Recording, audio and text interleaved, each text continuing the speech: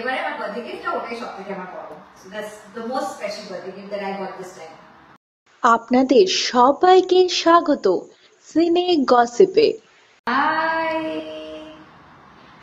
আমার মেয়ের নাম কাব্যা, আর খুব শিগগিরই আমি তোমাদেরকে ডেফিনেটলি দেখাবো তার ছবি, কিন্তু এখন একটু বেশি ছোট, তাই জন্য কিছুদিন একটু অপেক্ষা করো, নিশ্চয়ই definitely will be very soon. আমার ছেলের কাছ থেকে কি সারপ্রাইজ পেয়েছি, আমার কাছ থেকে মানে কি গিফট পেয়েছি ফর মাই বার্থডে।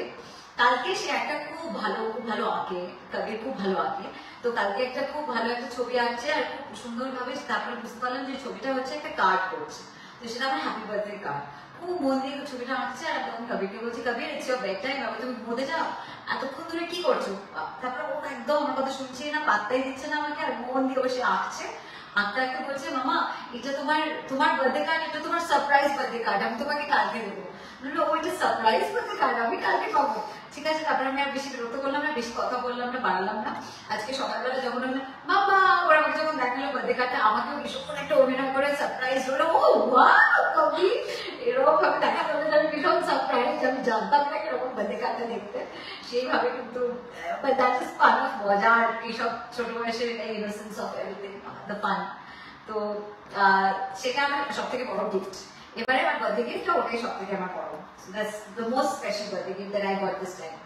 সোনার কেল্লা যতক্ষণ আসছে, and I am also very excited about 2 more releases. আরো দুটো ছবি রিলিজ আছে এই বছরে, একটা স্বার্থপর আর একটা নিতিন মাসি, সেটা নিশ্চয়ই সবাই জানে। এখন এটা থার্ড নিতিন, একটি খুনির সন্ধানে, তো সেটাতেও আমি খুব এক্সাইটেড। সব মিলিয়ে আমি বেশ মজায় আছি।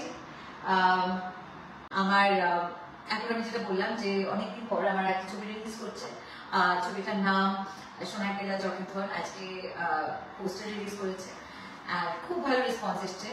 আর তো সেই যারা আগের যতক্ষণ দেখেছে তারা নিশ্চয়ই জানে যে কিন্তু প্রত্যেকটা গল্পই আলাদা, তো এবারেও গল্প একদম আলাদা। ইটস অ্যান অ্যাডভেঞ্চার, এটা একদম ফ্যামিলি ড্রামা, একটা ফ্যামিলি অ্যাডভেঞ্চার, যেখানে সব হই হই করে সব কুচো কাচা সবাইকে নিয়ে সিনেমা হলে গিয়ে সিনেমা দেখা যায়। আর it is a film that can be watched by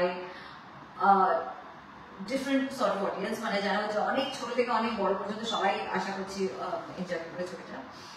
আর আরেকটা ছবি যেটার কথা আমি বলছিলাম, সেটা হচ্ছে স্বার্থপর। সেটা যখন রিলিজ করবে তার ব্যাপারে আমি তখন কথা বলবো, এখন আমি বেশি বলছি না, কারণ that be also a surprise. ক্যারেক্টারটার নাম হচ্ছে রুবি চ্যাটার্জি। রুবি চ্যাটার্জি আমার ক্যারেক্টারটার নাম, সে একজন সাইকোলজিস্ট।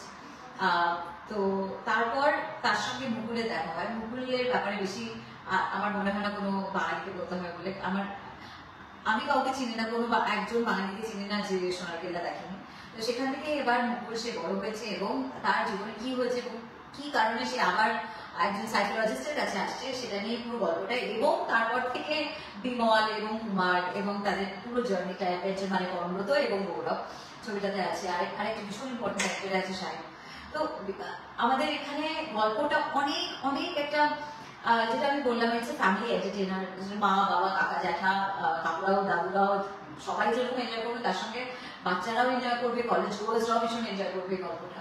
কারণ আমরা যখন শুটিং করছিলাম extensively we were shooting in Rajasthan, আর আমরা খুব এনজয় করে শুটিংটা করছিলাম। ইয়া, দ্যাট ইজ অ্যাবাউট ইট।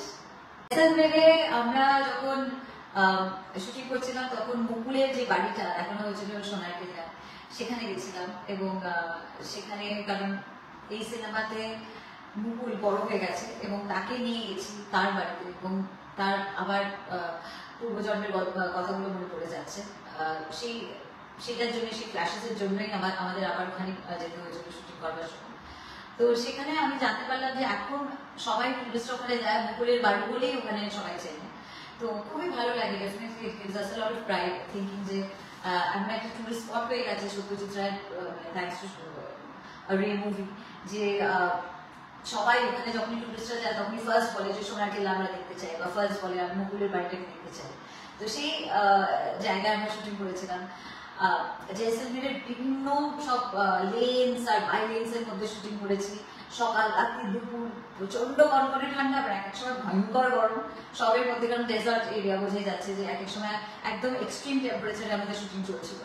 একদিন হয়তো ভীষণ ভেবেছিলাম একটা কনকনে ঠান্ডাটা হবে, জামা কাপড়ের নিচে অনেকগুলো সব সোয়েটার টোয়েটার পরে গেছিলাম, সেদিন সব থেকে বিভৎস গরমটা পড়েছিল, যেটা হয় আমার, that is in my lakh always. তো সেই জিনিসটা হয়েছিল। বাট হ্যাঁ, জেসলমেরে শুটিং করে ভীষণ ভালো লেগেছে। ওইখানে রাজস্থান মানে হচ্ছে ডাল বাটি চুরমা হলো, দ্যাট লটস অফ ঘি, মানে ডলপস অফ ঘি, সেই ঘি খেয়ে একদম মস্তি করে আমরা শুটিং করেছি। উটের পিঠে চড়ে দারুণ অ্যাডভেঞ্চার সিনস হয়েছিল। খুবই মজা করে, খুব আনন্দ করে শুটিং হয়েছে। পরমব্রতের সঙ্গে আর গৌরবের সঙ্গে অভিনয় করতে ডেফিনেটলি খুব ভালো লেগেছে। এবং পরমব্রত গৌরবের সঙ্গে একটা যেটা মজা হয় সেটা হচ্ছে অনেক ধরনের গল্প করা যায়, বিভিন্ন রকমের গল্প, সেটা মিউজিক থেকে শুরু করে, নাটক থেকে শুরু করে, লেটেস্ট ওটিটিতে কি চলছে সেটা থেকে শুরু করে ফিল্ম, বেস্ট ফিল্ম যেটা হয়েছে, অ্যান্ড অল অফ দ্যাট। কারণ ওরা মানে দে আর ইনর্মাসলি নলেজেবল অন ভেরিয়াস থিংস। এবং পরমব্রত এমন একজন মানুষ, যেটা আমি যারা কারণে আগেও বলেছি, যে এরকম হতে পারে না যে কোনো টপিকে আমরা কথা বলছি আর সেটা জানে না, সব ব্যাপারে যথেষ্ট ইনফর্ম থাকে। তো তাই জন্য খুব মজা লাগে ওর সঙ্গে গল্প করতে, কারণ অনেক সময় বিভিন্ন টপিক্সে কথা হয় এবং অনেক সময় জেনারেল ফিলসফি অফ লাইফ নিয়েও কথা হয়। Here I say bye bye to all of you. তোমরা খুব ভালো থাকো, আনন্দে থাকো, যেটা আমি সবসময় বলি। আর ভীষণ মন প্রাণ থেকে চাই তোমরা সবাই খুব ভালো থাকো, আনন্দে থাকো, সুখে থাকো, সুস্থ থাকো, সুন্দর থাকো, এবং বাকি সকলকে ভালো রেখো। এটা কিন্তু আমাদের সবাইকার দায়িত্ব। হ্যাঁ, please give me a promise on my birthday. Thank you very much, stay blessed. আমরা হলাম সিনে গসিপ। জুড়ে থাকুন আমাদের সঙ্গে, সাবস্ক্রাইব করুন আমাদের এই ইউটিউব চ্যানেলটি।